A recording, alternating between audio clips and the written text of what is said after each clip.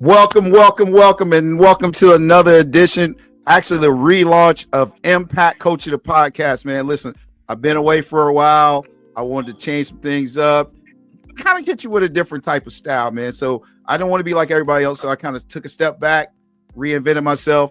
But I am thrilled to open this relaunch with my man, Noah Gully, man. Listen, man, Noah is an outstanding young man. So let me tell you a little bit about it. He's a 28-year-old barber. He owns a shop called Gully, a barber and aesthetics over here on Ardsley Road. Actually, it's 2112A Ardsley Town Boulevard. He was born in Des Moines, Iowa, moved to Charlotte, later in life, went to No Grease Barbershop, started his process there, man. He's a family man. He's engaged. I know his fiance. He's a father. He's a brother. He's a son. Man, just he's a mentor. This guy's always giving back to the community, mentoring young men. But listen, I'm gonna get past all that, man. Let's just jump right into it, man. Welcome to the show, man. Noah Gully, Gully and Company Barber and Aesthetics, man. How you doing today? What's up, man? I'm doing great. Thanks for having me, man. Hey, man, awesome, man. Like say, look, so again, man, I've known you for a while, man. I know your mom personally. I've trained your brother. I've just been watching you from a distance, man, and you're an outstanding young man. So I definitely wanted to get you on the show. I'm sure you're going to be an inspiration to other people. So, man, we're just going to jump right into it, man. So Appreciate that. I remember through conversation, man, you said that you were basically inspired by your uncle to become a barber. So let's talk about what was the inspiration behind your, first of all, let's jump in. Tell us about you, man. What's going on with you, man? Your personal life, your family life. Just give us a kind of little, let us know who Noah is. Right. So like you said, man, I'm 28 years old, born and raised in Charlotte, moved to Des Moines for my barbering. But personally, man, I just opened a barbershop 2.5 years ago. I've been really, going after this barber journey for the last 7 years now, since 2018, almost 7 years. I enjoy traveling, man. Enjoy spending time with my family.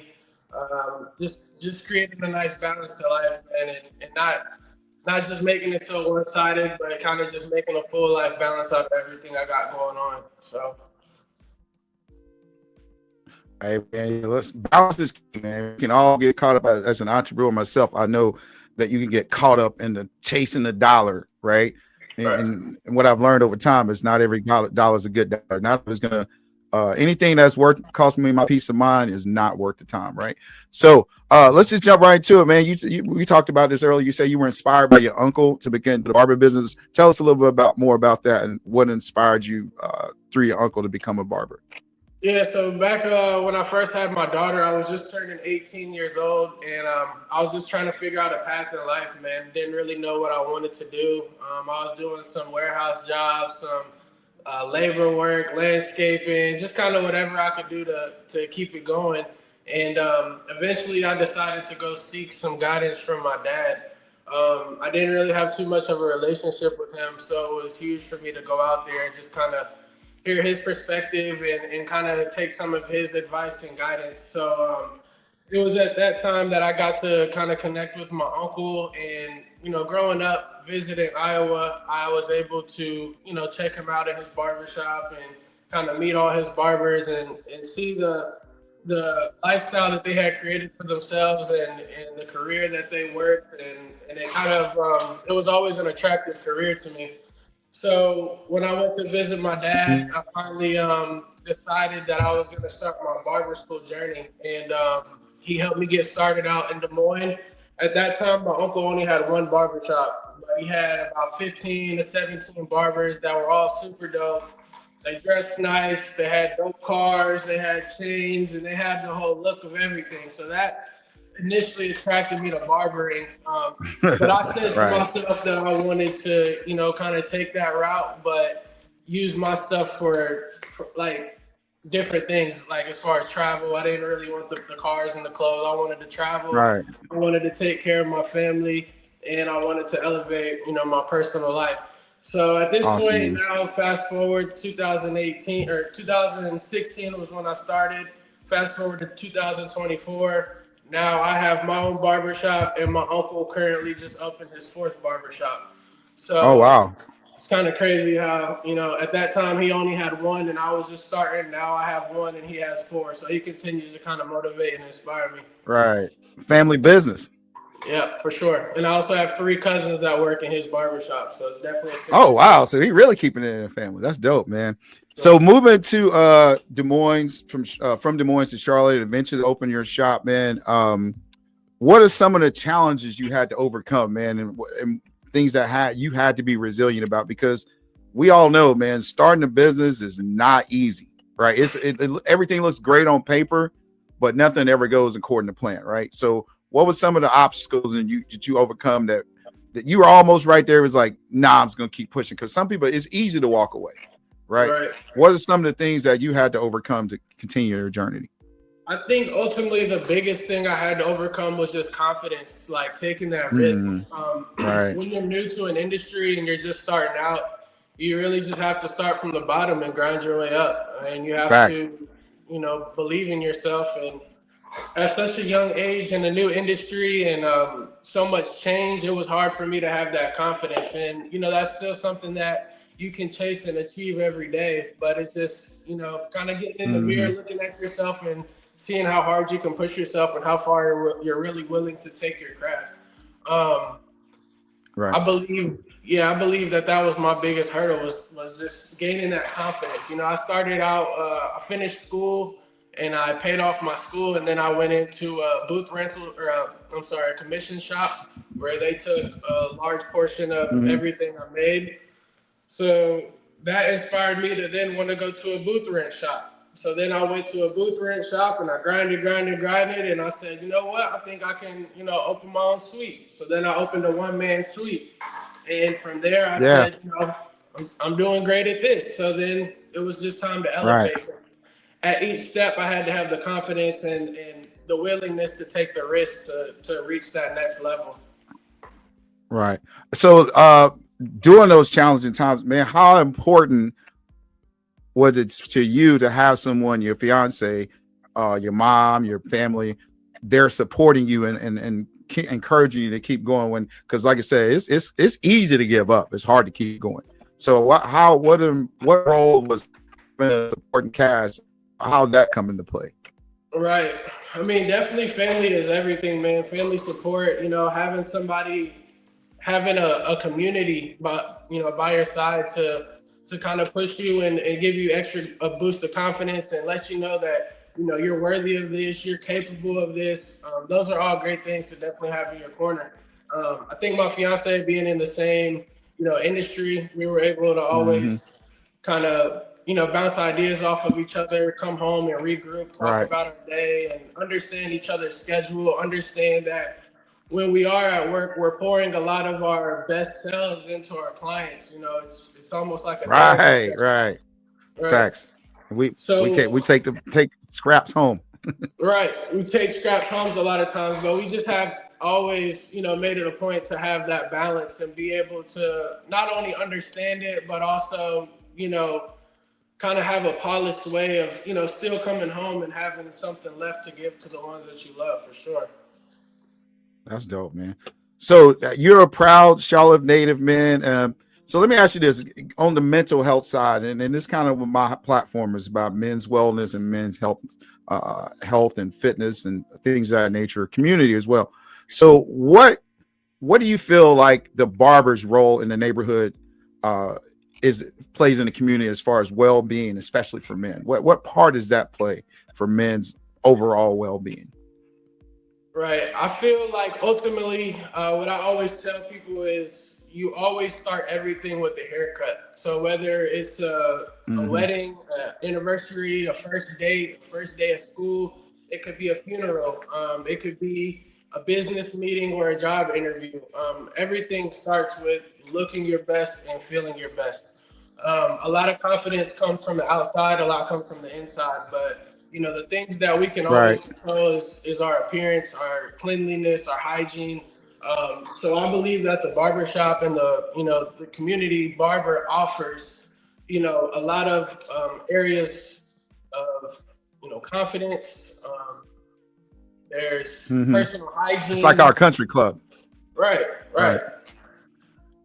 And I Right. believe that, So, go ahead. sorry. Go ahead. No, I'm sorry. I thought you were done. Oh no, and I was gonna say, I just believe that Finish. a barber is someone that you can always talk to.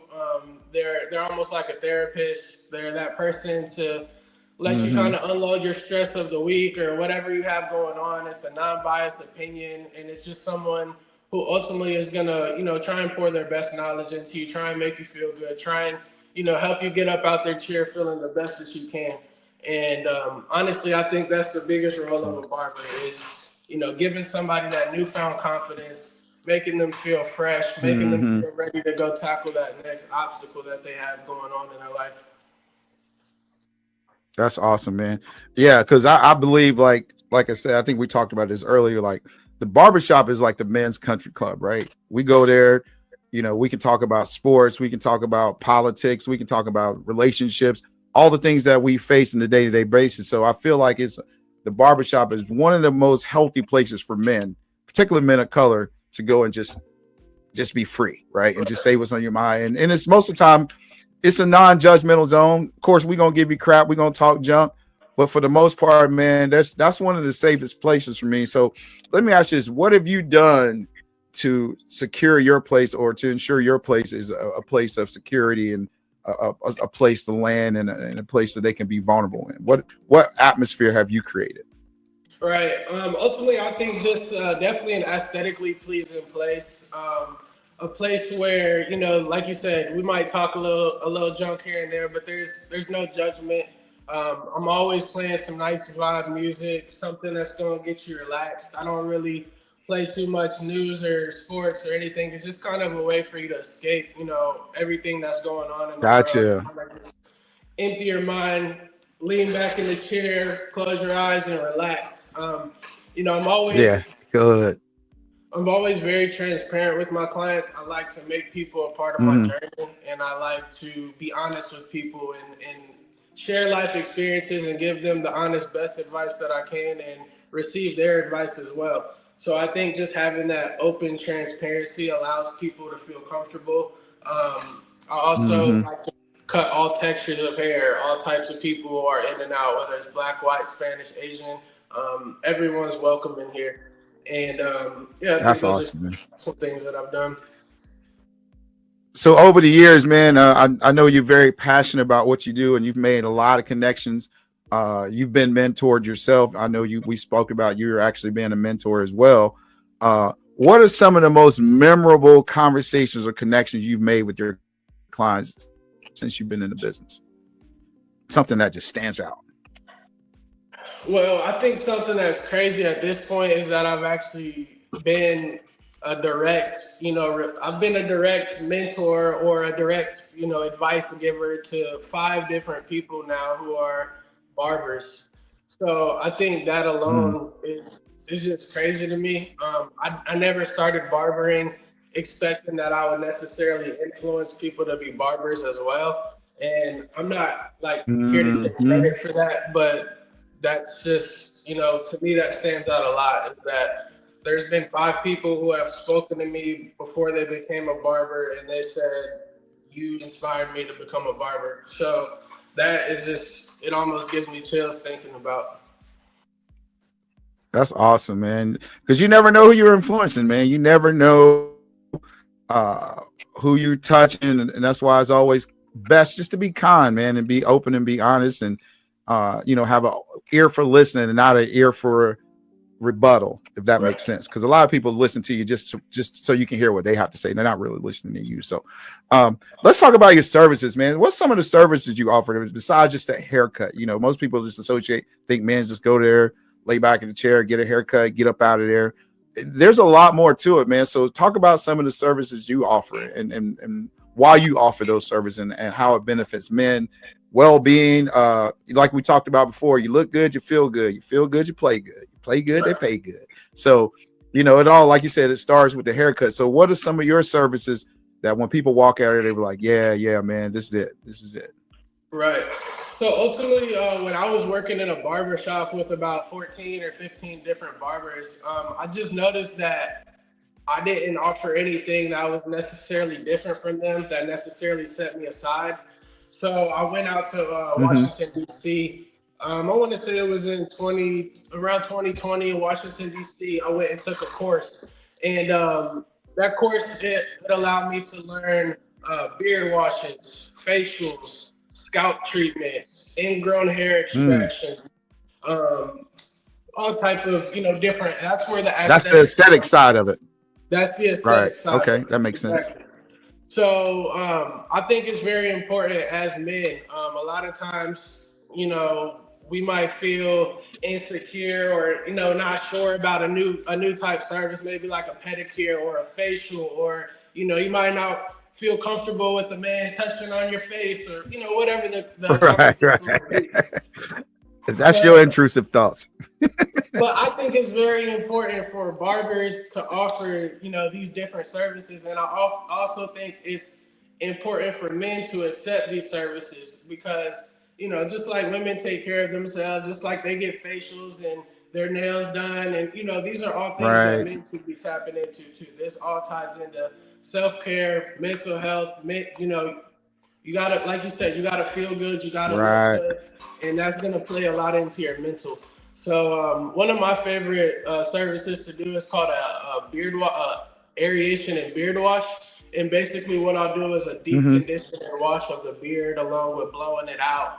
Especially for those guys who have the longer beards, it makes it fuller and just Right. gets it all Make it look untangled. moist. Right, Moist.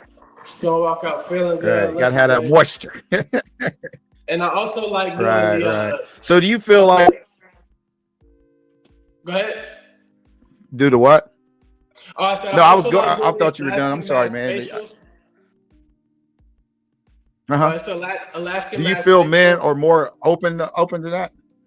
Do you feel like Um, men are more open to services now?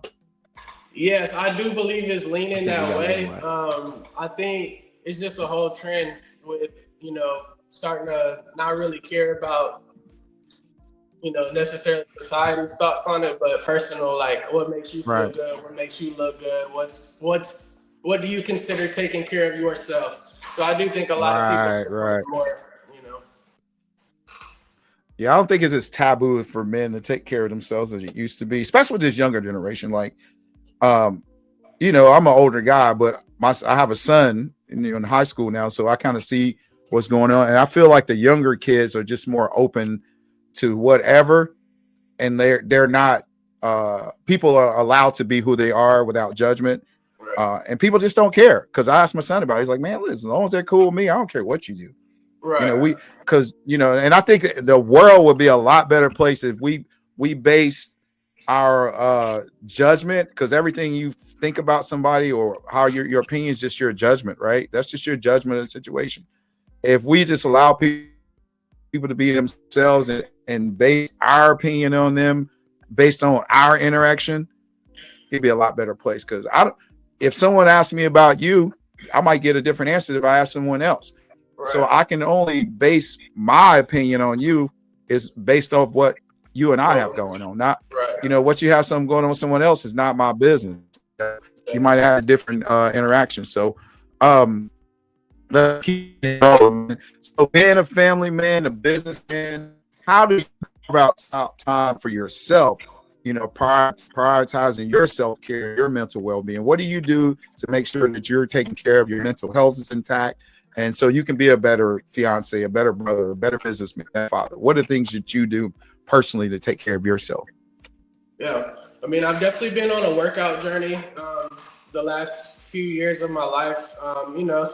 Sometimes it's better than others, but I definitely feel like my fitness and working out definitely helps my mind, helps me release stress, helps me look better, which makes me feel better, which makes me do all the other things better. So I think that's a big Right. thing. I think definitely taking that time to travel. A lot of times people say like, "Hey, you travel a lot," and I'm like, "Well, that's where I put my money. You Like, do travel a lot. I put Right. my money where it makes Right. me happy. Like a new designer shirt's only gonna make you happy until you wash it a couple times. You know what I mean? So I Facts. Good thing. I like that. I so like that. I like that. That was smooth. So So I like that, man, because once you wear it, the value is gone, right? With traveling, those memories last a lifetime. You can capture in video, you can capture in pictures, you can recapture them in conversations with the person you went with, right? But that shirt, first of all, everything's so trendy, so you can only really wear it once, right? Right. If you live that life. But so being again, a brother or a dad, a fiance, how is that taking care of yourself? How's that affected, your relationship with others? Have you're setting an example for your daughter, your fiance, your brother? Has you taking care of yourself aided in your relationship with those people that you love? Wait, I'm sorry, you cut out a little bit, Philando. So I'm saying by you taking care of yourself, right? It's kind of like the plane, the airplane theory. Like, I got to put my mask on first before I can Right, help you. So you right. feel like by taking care of better yourself, it helps your other personal relationships because you're more in touch with yourself. Yes, yes. I believe Awesome. I believe that fully. A lot of people want to help here and help here and help here, and I love to help. And I always, I'm always the type of person who will give my shirt off my back, but I have to make sure I'm good and that I'm here and that I'm present and that I'm, like you said, in tune with myself and that I'm happy because, if I wasn't, then that would definitely spread.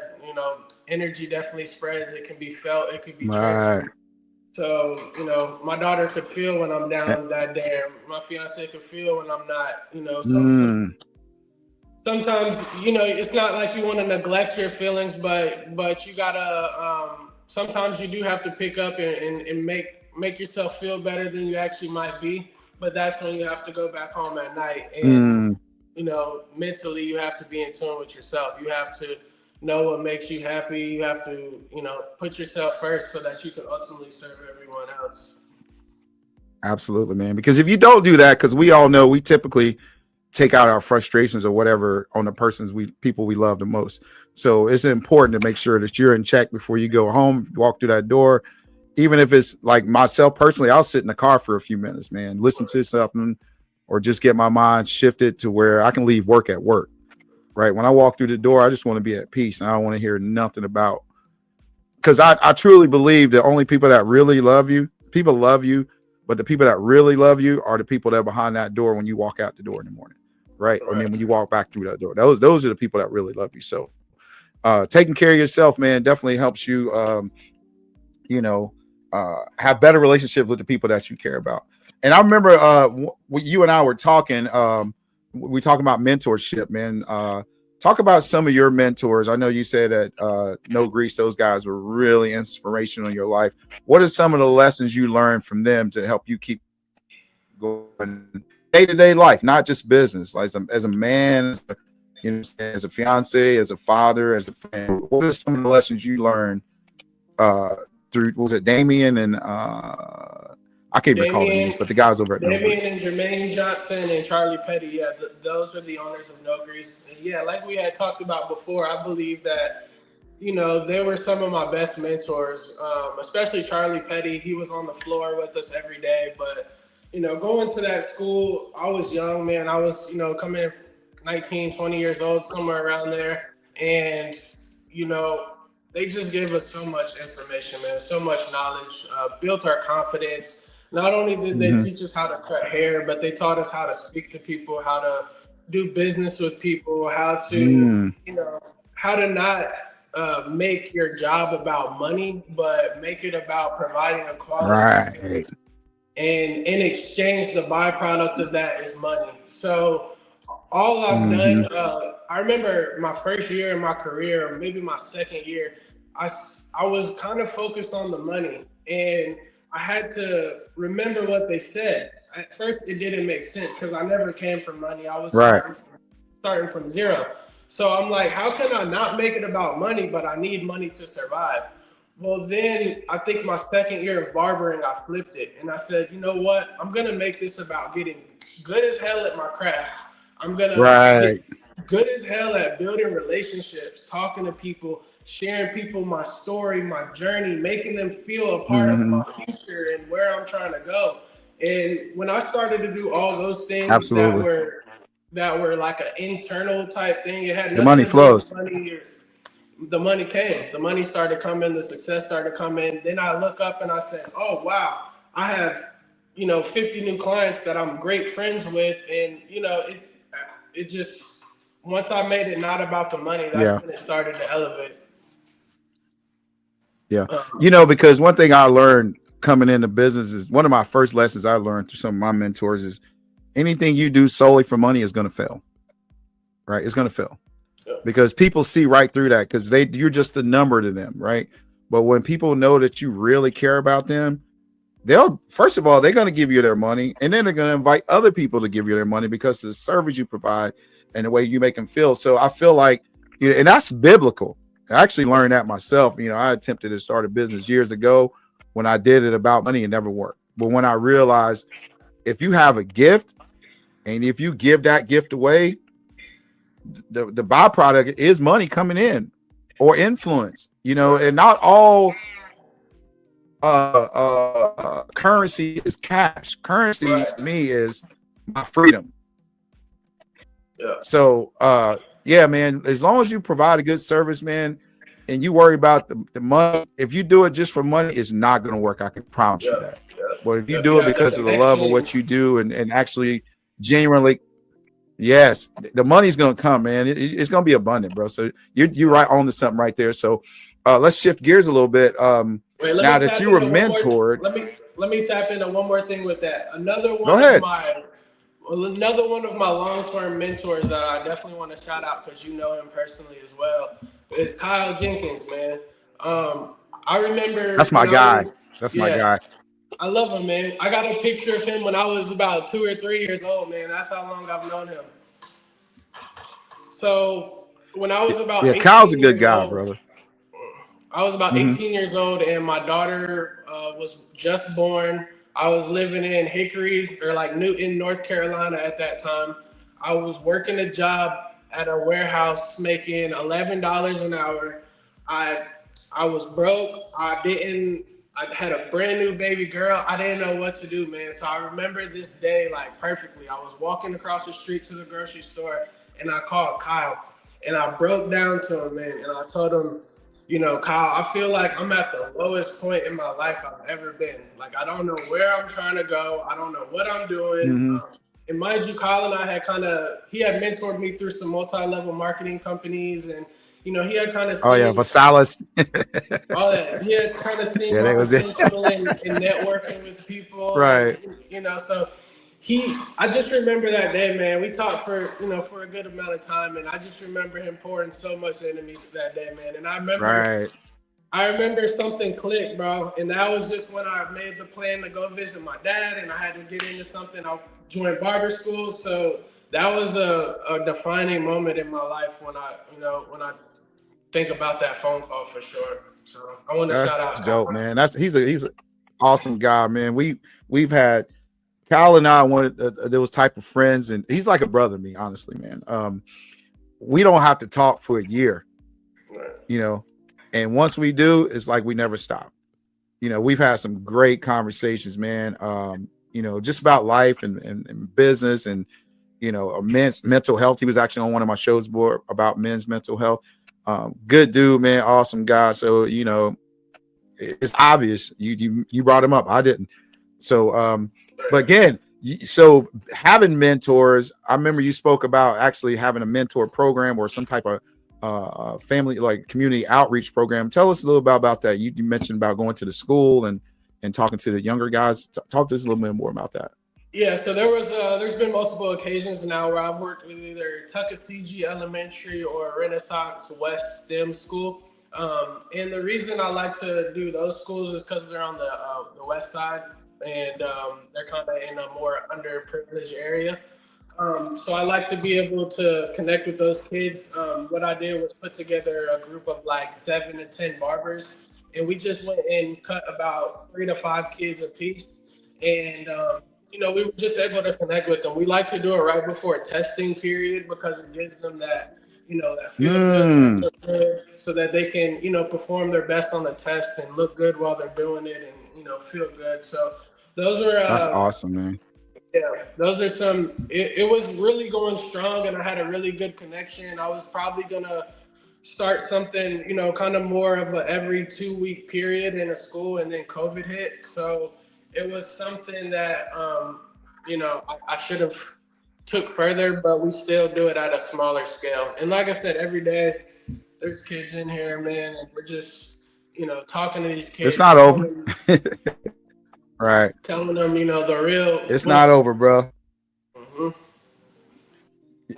Because you know what? A lot of times that's some of the only information they get about real life. You know what I'm saying? And it's good to have someone that you're a fairly young man, so it's you're more of a peer to him, and you don't look like so much as an old grumpy old man trying to tell them how to live their life. So Right. that old man like, get off my yard. You don't look Yeah. like that yet. So so I have to be. I'm that guy. I'm that old guy. Like, man, come on, old OG. But you know what? I heard somebody say this the other day. It's an honor to be called old. You know why? Right. You're outliving dummies.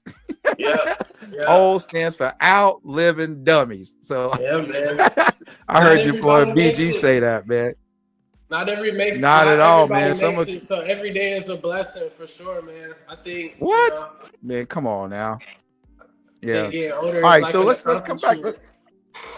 Man, come on, bro. Listen, man. Listen. Every day above is a great day, man. I cherish it all, brothers. Because it just seems like I'm 55.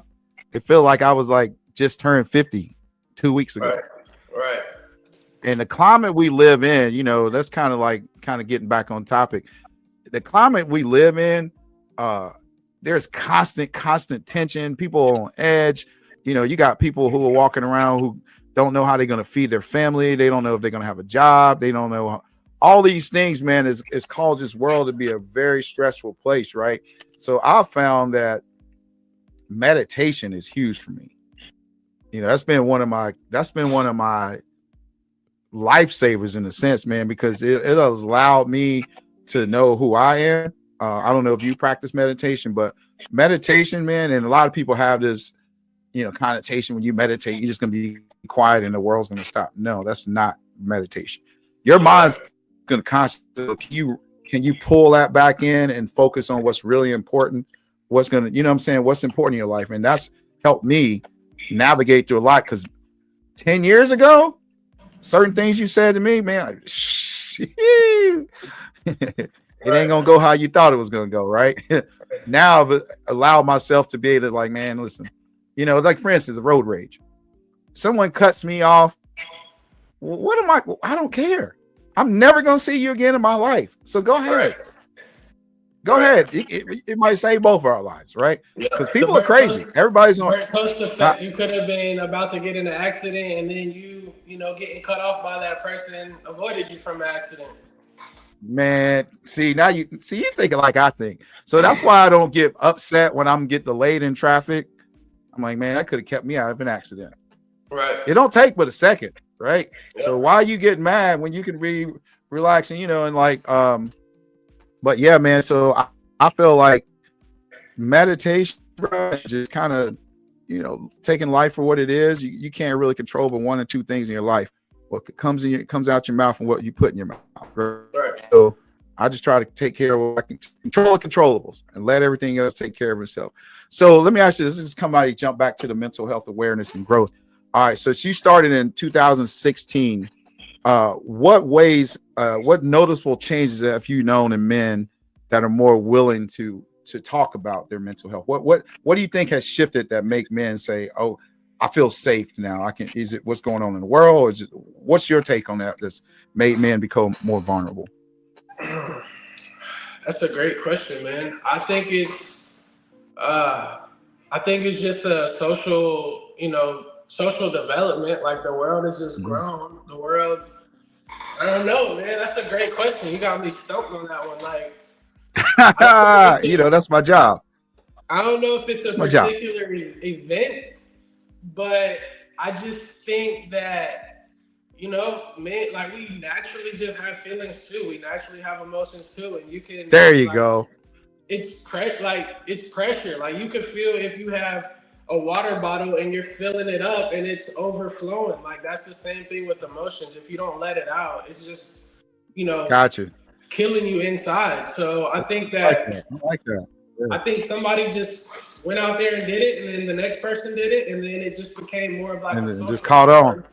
Yeah, and I think it's Right. honestly the shift of vulnerability. Oh, women allow you to give vulnerability now. Women are like, we want to be at this same place as you. We want to work. We want to build. We want to have business. And in order Right. to do that, then we all have to be able to balance and bounce off of each other. You know. Boy, you just opened up a whole can of worms right there, boy. Good God Almighty. now some women will call you sassy for expressing yourself. Like, see, to me, men are caught in this what's the word I'm looking for? You're kind of stuck in the middle, right?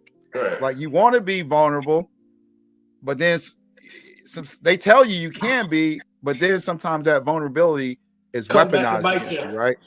It's weaponized you. So it's like, so you know what I've noticed, since we're on the topic, I've noticed a lot of women are saying men just don't chase them anymore.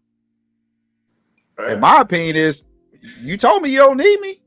Right. You don't need, you can do it on your own. So now that I'm listening to you, it's a problem. Right. So, but we can go off the deep end on that one, but let's reel it back. Yeah, but I had to say that. But I feel like I know Sid over there giving me that eye issue. But He was too. hey man, but yeah, I already know. I already know. They don't like to hear that, boy. You know, they do not like, but we gonna get back. We gonna get back. Hey, one day I'm gonna have her on the show. We're gonna talk about that. So anyway, so tell her the whole her thoughts, man. So I have noticed again that this younger generation, man, they are way more open to being expressive. Some of it not to my taking, my liking. You know, I'm still old school in certain ways. Like I just fingernail polish and I just can't get that. But you know, to each his own, man. Yeah. That's just a way an expression. You know, it doesn't. I always look at it's not my household, so I really don't care. You know, it doesn't change who you are. That's just how you express yourself. I don't express myself that way. So again, that's awesome, man. But you know, that's your business. But I'm glad people are feeling comfortable enough to say this is who I am. Right. And I think that's saved a lot of lives, because think about this.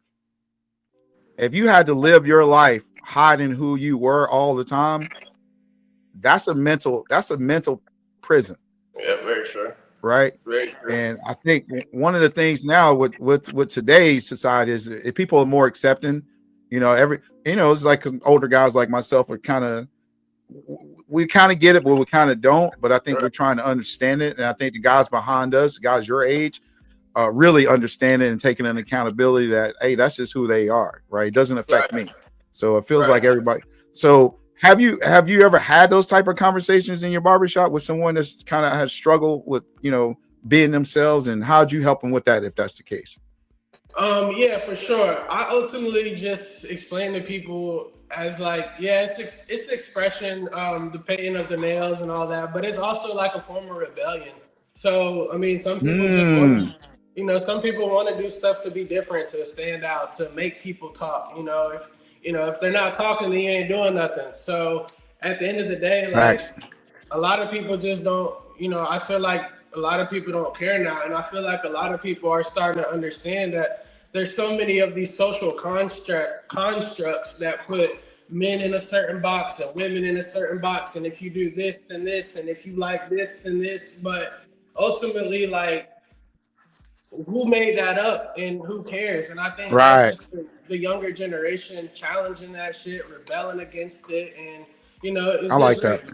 History repeats. I feel like, back in the day, your generation probably did some stuff that the generation before was like, yeah, I don't know, like we didn't do that. Oh, we all, yeah.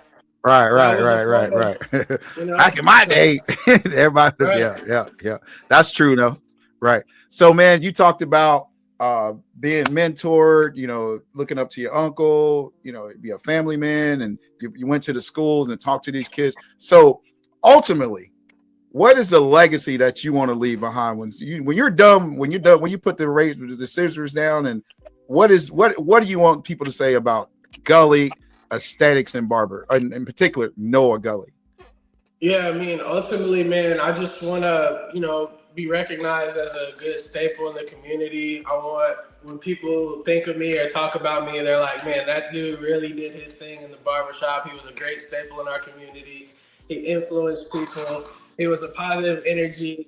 He lived life to the fullest. He lived against the, went against the grain and, defied all odds and went against the boundaries. But ultimately, man, I want to create a place like I want to have a barber school one day, man, where I can continue to, pour into the youth, pour into young men and women in our community.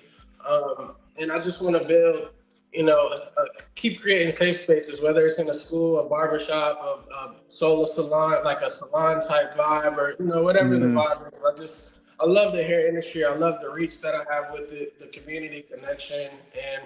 And, ultimately, I just want to, make my family proud, make myself proud, which I feel like I've done and I will continue to do. Awesome, man. Awesome, man. All right, so, man, we're going to wrap this up, man. But before we go, tell everybody how they get in touch with you, man. What's the best way to reach you and your social sites, your personal information? Give us a rundown on the best way to book an appointment with you, basically. For sure. Like I said, my name is Noah Gully. You can search me on Google. Gully and Company Barbering and Aesthetics on Google. You'll find all my reviews. You can find my link to my Instagram. All you have to do is really type in Gully the Barber on Instagram. You can type it in on Google, and from there you'll find all my links at Gully the Barber. Awesome, man. And listen, bro, it was a man.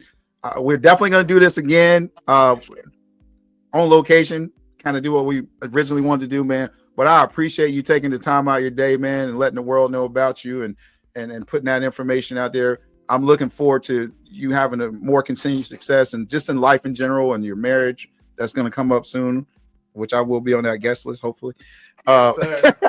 Getting you before y'all get tie that knot, get on back up in the gym and get y'all right for that big day. But man, I've always been impressed with you, man. I always thought you were an amazing young man, and you're a gentleman, man, and good. So I'm proud. I'm one thing coming on the show, man. So, is there anything else we need to know before we kick off? No, man, I appreciate you for the opportunity. This was dope, man, and I hope to continue to see you flourish on this new journey. And I can't wait to tap back in with you. Like you said, we're definitely gonna do this again, man. Hope y'all come check me out for a haircut, facial, beard wash, whatever you need. I got you. So just tap in with me, and appreciate you, man. Yeah, we're gonna have Sid on next time, so she won't have to be in the background side eye me. Hey, man, listen, man. Thank you guys for joining us. That was another awesome edition of Impact Coaching the Podcast. Be sure to catch us live on Facebook Live, YouTube Live for Men's Club Monday, man. So, hey, man, listen, Impact Coaching the Podcast. We're out.